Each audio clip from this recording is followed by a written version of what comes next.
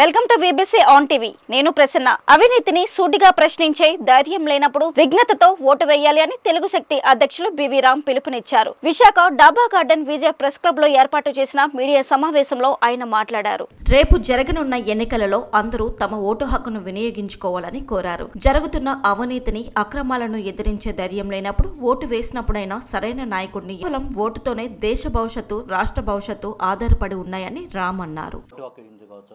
అందరికీ నా ఉదయపూర్ నమస్కారాలు. ముఖ్యంగా నేడు ఈ ప్రెస్ మీట్ పెట్టడం ముఖ్య ఉద్దేశం రేపు జరగబోయే ఎన్నికలు 13వ తారీఖున ఉదయం 7 గంటల నుంచి సాయంకాలం 6 గంటల దాకా ప్రతి ఒక్క ఓటరు ఓటు వినియోగించుకోవాలని, మీకు నచ్చిన వ్యక్తికి ఓటు వేయాలని మేము తెలుగు పిలిపిస్తుంది.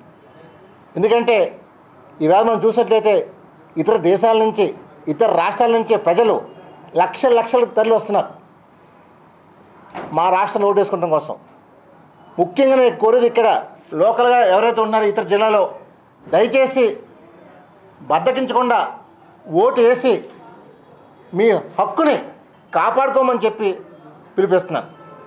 ఇవాళ చాలామంది ఎన్నో అక్రమాలు చేస్తున్నారు, అవినీతులు చేస్తున్నారు. ఎదిరించాలని దమ్ము ధైర్యం ఉన్నా సరే కొన్ని కారణాలతో భయపడి ముందు రావడం భయపడుతున్నారు. కనీసం రేపు ఓటేసైనా సరే ఒక మంచి వ్యక్తిని ఎన్నుకోమని కోరుతున్నాను. ఒకవేళ ఇద్దరు మంచి వ్యక్తులు లేకపోతే అందులో ఏ పార్టీ అయినా అనవసరం, మంచి లేకపోతే నోటకని ఓటు మాత్రం దుర్వినియోగం చేయొద్దని చెప్పి పిలిపిస్తున్నాను. ఈరోజు చాలామంది ప్రజలు మాకెందుకులే ఏమవుతుంది మా ఓటు కూడా, మీ ఓటుతోనే ఈ దేశ భవిష్యత్తు, రాష్ట్ర భవిష్యత్తు ఆధారపడి ఉంది.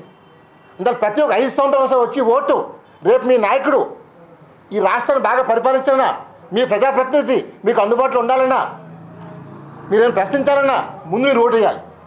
మీరు ఓటు అయినప్పుడు మీకు అడిగే హక్కు కానీ ప్రశ్న తత్వం మీకు మనం చేస్తాను.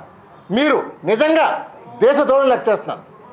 ఇప్పటికైనా సరే గడిచిన దశాబ్దాలుగా ఓట్లు చాలామంది వేగిపోవడం చూస్తున్నాం. కానీ ఈసారికైనా మార్పు మొదలు పెడదాం.